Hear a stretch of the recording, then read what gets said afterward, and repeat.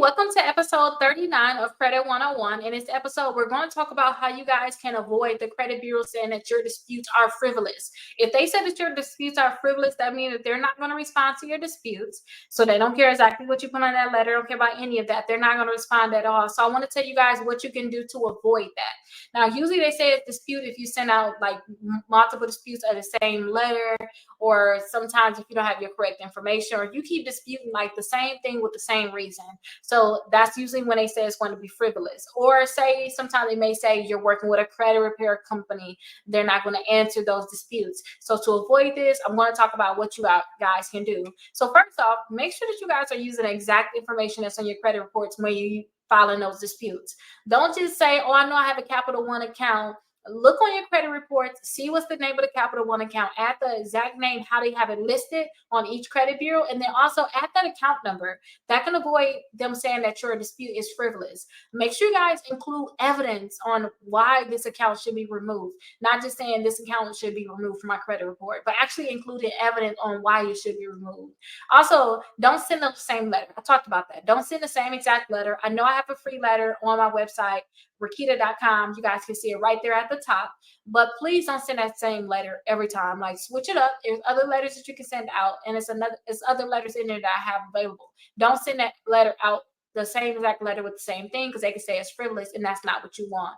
And make sure you guys, when you get that free letter on my website, Rickita.com, reorganize some of the information. So if I got a paragraph up here, move it down to the bottom, because other people are getting that letter. So you don't want them to think that that is the same exact letter. Even though you have different accounts on there, I still like to reorganize the letters. And I still, if I'm sending out letters for like people that's in my membership, if I send out those free letters for them, I still reorganize that. I don't send out the same letter for years. I make sure I reorganize those letters to make sure that they are effective. Make sure you guys send out your letter certified. I showed you guys about sending out letters certified. So make sure you guys do that. Send out your letter certified and be clear and specific on your letters too. Don't just say this account should be deleted. No, this account should be deleted from my credit reports because the date open is inaccurate. It should be this date, or it should be that date, or Experian saying this and TransUnion saying that. Make sure you guys be clear, specific, and make sure you say exactly what is wrong on there. The payment history on this account is inaccurate. For July 2023, you reported that I was late for TransUnion, but how am I late on TransUnion when Equifax say I'm on time? And I was never late on this account at all. Please update this account to paid as agreed. Certain things like that you need to make sure you add on there, and that's where you want to have to actually learn more about disputes and talking, in a matter that shows that you're not just putting frivolous information down on there.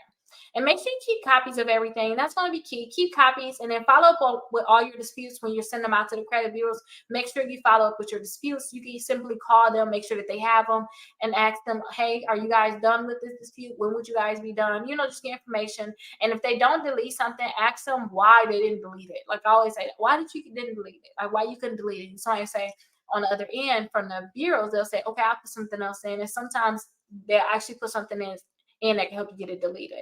And also consider legal help. If for some reason they don't get deleted, consider talking to an attorney that can actually help you with this. That legal help can actually help you a lot. And sending complaints, we talked about the CFPB, also sending complaints to the Better Business Bureau, that can also help you. But doing all these different things can help you make sure that your disputes are not coming back as frivolous, okay?